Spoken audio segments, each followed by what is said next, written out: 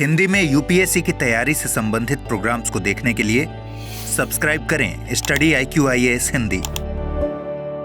Hello everyone, स्वागत है सभी का स्टडी IQ IAS हिंदी पे। और अभी तक हम लोग पश्चिम एशिया क्राइसिस से उबर ही नहीं पाए थे और एक महीना हो चुका है इस संघर्ष को चलते हुए कि तमाम यहाँ शांति के प्रयास विफल हो चुके हैं और अब दुनिया में एक नई समस्या खड़ी होने वाली है और कुछ इस तरह का ही आगाज किया जा रहा है। दरअसल पश्चिम एशिया संकट ने पूरी दुनिया को प्रभावित कर दिया और दुनिया भर में ऊर्जा से जुड़े हुए संसाधन यानी कि तेल और गैस की कीमतें तो बढ़ी ही हैं, साथ ही आयात और निर्यात पूरी तरह से प्रभावित हो गया है। खाद्य निर्भरता भी प्रभावित होती हुई दिखी है और साथ ही हमारे औद्योगिक क्षेत्र भी पूरी तरह से भी अलग ही संकट से जूझ रहे हैं। अब कोशिशें यही है कि ये संकट शांत हो जाए और लगभग एक महीने का समय हो गया है इस संकट को देखते हुए, पर अभी तक इसका कोई समाधान दिख नहीं रहा है। हालांकि अमेरिका के राष्ट्रपति डोनाल्ड ट्रंप लगातार शांति चाहते हैं और ऐसी बातें प्रेजेंट भी कर रहे हैं, लेकिन इस सब के बावजूद ईरान अभी किसी भी तरह से ना तो कॉम्प्रोमाइज करने को तैयार है और ना ही अमेरिका के सामने झुकने के लिए। लेकिन इन्हीं पूरी घटनाक्रमों के बीच में अभी चीन ने अपने जहाज को उतार दिया है महासागर के अंदर और फिलहाल चीन के द्वारा की जा रही गतिविधियां अमेरिका के लिए कुछ बड़ी चुनौतियां लेके आई हैं और वही बात करनी है आज की हमें हमारी क्लास के अंदर।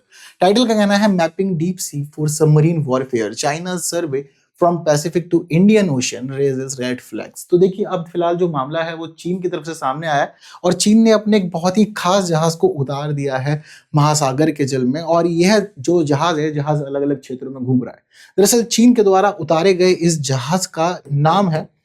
डोंगफांग होंग 3 जहाज और ये एक ऐसा जहाज है जो चाइना के अंदर एक खास यूनिवर्सिटी के द्वारा मैनेज किया जाता है। तो चाइना के अंदर फिलहाल जो मामला है वो ओशन यूनिवर्सिटी ऑफ चाइना इस पूरे मामले को संभालती है। हालांकि इस पूरे घटनाक्रम के अंदर जहाज का महासागर में उतारना मैटर नहीं करता, लेकिन यहाँ जिस तरह से ये जहाज समुद्र में व्यवहार कर रहा है वो सारी चीजें थोड़ा अजीबोगरीब सी लग रही है। चीन से जब इस बारे में पूछा गया तो चीन का साफ तौर पर यह कहना है कि जो जहाज मैंने उतारा है, इस जहाज को महासागर में उतारने के पीछे का मेन रीजन है वैज्ञानिक अनुसंधान। देखो, महासागर का क्षेत्र है तो हम कीचड़ की पहचान कर रहे हैं और साफ सफाई के लिए जो वैज्ञानिक कार्य किए जा सकते हैं उन सभी मामलों में हम इस जहाज को उतार रहे हैं और बस केवल और केवल थोड़ा निरीक्षण और चीजों को जांच समझ कर रहे हैं, इससे अधिक कोई और उद्देश्य नहीं। लेकिन दुनिया भर के जो तमाम विशेषज्ञ हैं उन सभी का यह कहना है कि चीन का इस जहाज को महासागर में उतारना कोई सामान्य बात नहीं है और कुछ विशेष घटनाक्रम की आड़ है। और ये सबसे बड़ी समस्या लेकर के आएगा अमेरिका के लिए, क्योंकि जिस तरह से ये जहाज पानी में उतर के बिहेव कर रहा है, अमेरिका के लिए यहाँ समस्या यहाँ पर ये बन गई है कि दरअसल चीन अमेरिका के खिलाफ पनडुब्बी युद्ध की तैयारी कर रहा है और पनडुब्बी युद्ध में ही अपने आप को मजबूत करने के लिए चीन को ये जहाज मजबूत कर रहे हैं।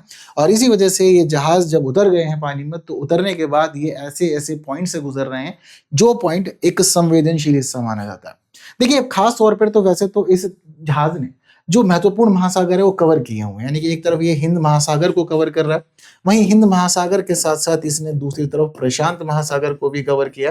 तो इस तरह से ये अलग अलग महासागर को कवर करते हुए हिस्सों में घूम रहा है। लेकिन जहां ये बड़े बड़े महासागरों को कवर कर रहा है वहीं दूसरी तरफ ये जो नैरो पॉइंट्स हैं, जो अलग अलग स्टेट्स हैं, वहां से भी गुजर रहा है। अब इस दौरान चाइना के मामले में जो ऑलरेडी पहले से संवेदनशील क्षेत्र बना हुआ जैसे कि ताइवान,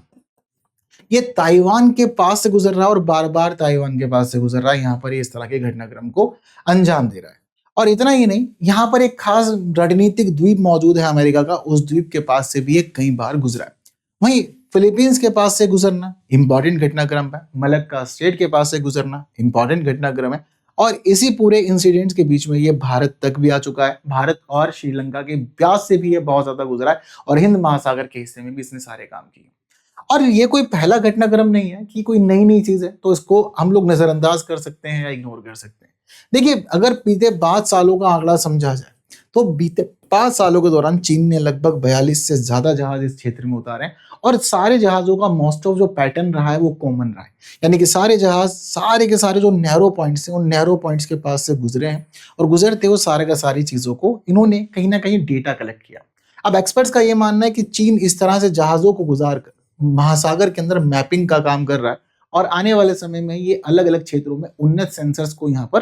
तैनात करेगा, क्योंकि जापान के पास चीन ने ऑलरेडी उन्नत सेंसर्स को टेस्ट भी किया। तो ऐसे में मैपिंग का मामला इंपॉर्टेंट है और मैपिंग के साथ साथ ये माना जा रहा है कि इसी के आधार पर चीन आगे एक बड़े परमाणु युद्ध को बढ़ाएगा और अमेरिका के लिए बड़ी चुनौतियां भी खड़ी करेगा, क्योंकि जिस तरह के इंसिडेंट्स होते आ रहे हैं अब इनको इग्नोर नहीं किया सकता और यही सारा मामला है अमेरिका के एक्सपर्ट्स का भी। हालांकि अमेरिका की क्षमता इस तरफ बड़ी अच्छी है और अमेरिका ऑलरेडी भी वेस्ट एशिया क्राइसिस के अंदर इन्वॉल्व है, लेकिन अमेरिका और चीन काफी कुछ अच्छे संबंधों को भी शेयर करते हैं, पर कुछ मामलों में नकारात्मक संबंधों को भी शेयर कर सकते हैं। अब ऐसे में ये कहा जाए कि इस तरह के घटनाक्रम को पूरी तरह से इग्नोर कर दिया जाए तो ये बिल्कुल भी ठीक नहीं है, और इस जगह पे जरूरी है कि संज्ञान रखा जाए ताकि आगे आने वाले समय में कोई भी बड़ी गतिविधि चीन ना कर पाए। हालांकि अमेरिका के लिए खास एस्पेक्ट ये है कि अमेरिका ऑलरेडी तकनीकों में सक्षम है और अमेरिका चाहे तो इस क्षेत्र में कभी भी वो जहाजों को उतार सकता है और वो जहाजों की ट्रैकिंग को बंद करके अपने लिए सभी चीजों को समझ जान सकता है। लेकिन इस तरह से महासागर के क्षेत्र में पनडुब्बी युद्ध की तैयारी केवल इन दो देश ही नहीं बल्कि ये दुनिया के तमाम देशों के लिए बहुत ज्यादा महत्वपूर्ण है, क्योंकि दुनिया का एक बहुत ही बड़ा व्यापार इस पूरे हिस्से से होता है। और भारत की भी लगातार यही दलील रहती है कि इंडो पैसिफिक का क्षेत्र पूरी तरह से हस्तक्षेप से मुक्त होना चाहिए, फ्री होना चाहिए, लेकिन इन सब के बावजूद चीन लगातार इसमें अपनी हस्तक्षेपकारी रणनीति को प्रस्तुत करता रहता है। बार बार 9 डैश लाइन को लेकर के आसियान के देशों के पास अपना क्लेम करना, हिंद महासागर के क्षेत्र के अंदर अपने अलग अलग प्रकार के एक्सरसाइज को करना या जहाजों को भेजना, जापान और ताइवान को जहाज भेज भेज के परेशान करना, ये साफ तौर पर बताता है कि किस तरह की रणनीति चीन अपनाता है अपने मामले में और ये भविष्य में किस तरह के गलत घटनाक्रम भी आगे बढ़ा करके दुनिया के तमाम देशों के लिए चुनौतियां खड़ी कर सकता है। पर अगर पनडुब्बी वॉरफेयर होता है तो ऐसे में भारत कहां स्टैंड करता है, ये बात भी हम लोगों को समझनी चाहिए। तो देखो, भारत वैसे तो खैर पनडुब्बियों के मामले में हम ऐसा नहीं कह सकते कि बिल्कुल शून्य है, पर बहुत अधिक मजबूत भी नहीं है। भारत का परमाणु पनडुब्बियों की आवश्यकता 24 है, लेकिन वर्तमान में अभी हमारे पास 16 भी पनडुब्बियां हैं, लेकिन इन 16 पनडुब्बी में हमारे पास अलग अलग विशेषताओं की पनडुब्बियां मौजूद है। तो भारत के पास फिलहाल वैसे 3 प्रकार की अलग अलग पनडुब्बियां हैं और इन 3 के अंदर सबसे पहला जो है वो है डीजल इलेक्ट्रिक पनडुब्बी। फिलहाल यहाँ पर जो डीजल इलेक्ट्रिक पनडुब्बी है ये भारत की पारंपरिक पनडुब्बी है और ये कम शोर करती है, लेकिन इनकी जो क्षमताएं हैं वो बहुत ही कम है और ये बहुत कम समय के लिए पानी में रह पाती है, तो उनको बार बार ऊपर आना पड़ता है। तो इस दौरान कलवरी क्लास की, किलो क्लास की और शिशुमार क्लास की सबमरीन हम लोगों के पास इस कैटेगरी के अंदर आ जाती है। दूसरी हमारे पास जो परमाणु पनडुब्बी की स्थिति है वो सबसे ज्यादा महत्वपूर्ण बनी हुई है इस मामले में, और भारत लगातार अपनी परमाणु पनडुब्बी की क्षमताओं को बढ़ाने का प्रयास कर रहा है। तो परमाणु संचालित बैलिस्टिक पनडुब्बियों को लेकर के भारत लगातार चीजों को एनहेंस कर रहा है और अपनी क्षमताओं को सुधारने के लिए भी हर एक संभव प्रयास जो भी वो कर सकता है वो सारे कर रहा है। तो भारत के पास वैसे पहले तो खैर 2 ही परमाणु ऊर्जा संचालित पनडुब्बी हुआ करती थी। पहली जो थी इसमें INS अरिहंत है और दूसरी यहाँ पर INS अरिघाट है। लेकिन भारत ने इन चीजों को सुधारा और सुधारने के साथ अब भारत ने यहाँ पर एक तीसरी परमाणु पनडुब्बी और जोड़ दी है और तीसरी परमाणु ऊर्जा से चलने वाली जो पनडुब्बी है उसका नाम है अरिधमन।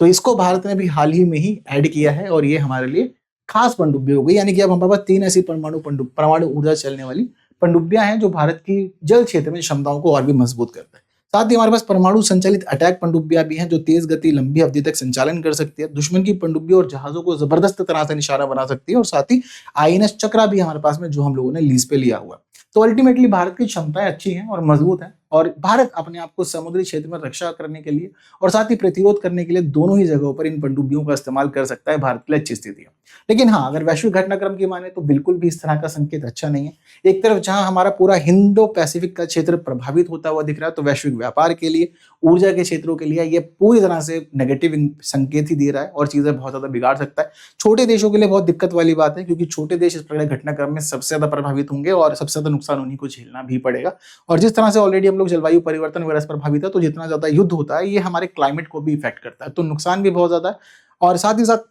एक जो स्थिति आती है वैश्विक नीति की, विदेश नीति की, भू राजनीतिक संतुलन की, वो सारे के सारे हित भी प्रभावित होते हुए हमें यहाँ पर दिख रहे हैं। हालांकि भारत की कुछ आधुनिक पहले भी हैं पनडुब्बी के लिए, जैसे प्रोजेक्ट 75 के अंदर हम लोग स्कॉर्पियन श्रेणी की पनडुब्बियां तैयार कर रहे हैं। कलवरी क्लास की श्रेणी, जो कलवरी श्रेणी की पनडुब्बी इसी में ही आती है। प्रोजेक्ट 75I भी है जिसके अंदर AIP आधारित उन्नत पनडुब्बियों को हम लोग शामिल किए हुए हैं। इंडिजिनस SSN यानी कि शिशुमार जो पनडुब्बियां हैं उसका प्रोग्राम भी चल रहा है। 6 परमाणु अटैक पनडुब्बियां हम लोग यहाँ पर शामिल किए हुए हैं और DRDO AIP सिस्टम भी इसके अंदर शामिल है, जहाँ इंडिजिनस तौर पर यानी कि स्वदेशी तौर पर हमने पनडुब्बियां तैयार की। तो यही सारी इंपॉर्टेंट बातें जो आपको ध्यान रखना है कि किस तरह से वैश्विक स्थितियां बिगड़ रही हैं और कुछ ना कुछ नकारात्मक संकेत हम लोगों को मिल रहे हैं। हालांकि इतना कुछ जानने समझने के साथ आप लोग ये भी ध्यान रख सकते हैं कि करंट अफेयर की अगर आपको डेली तैयारी करनी है तो जुड़ सकते हैं आप रोज सुबह 9 बजे हमारे साथ, क्योंकि रोज सुबह 9 बजे हम द हिंदू न्यूज़पेपर का एनालिसिस करते हैं और इस दौरान हम लोग द हिंदू न्यूज़पेपर को अच्छे से हिंदी भाषा में जानते समझते और पढ़ते हैं रोज सुबह। तो मिलिए जरूर हमारे साथ। बाकी स्टडी आईक्यू में फिलहाल चल रहा है एक खास ऑफर और उस ऑफर का ले सकते हैं आप लोग लाभ और 60% तक का डिस्काउंट आपको मिल रहा है फिलहाल KL लाइव कोड यूज करने से। क्लासेस वही हैं,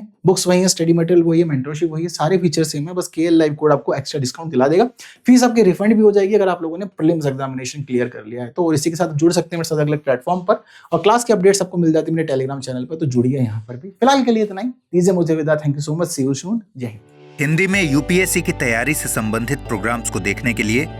सब्सक्राइब करें स्टडी IQ IAS हिंदी।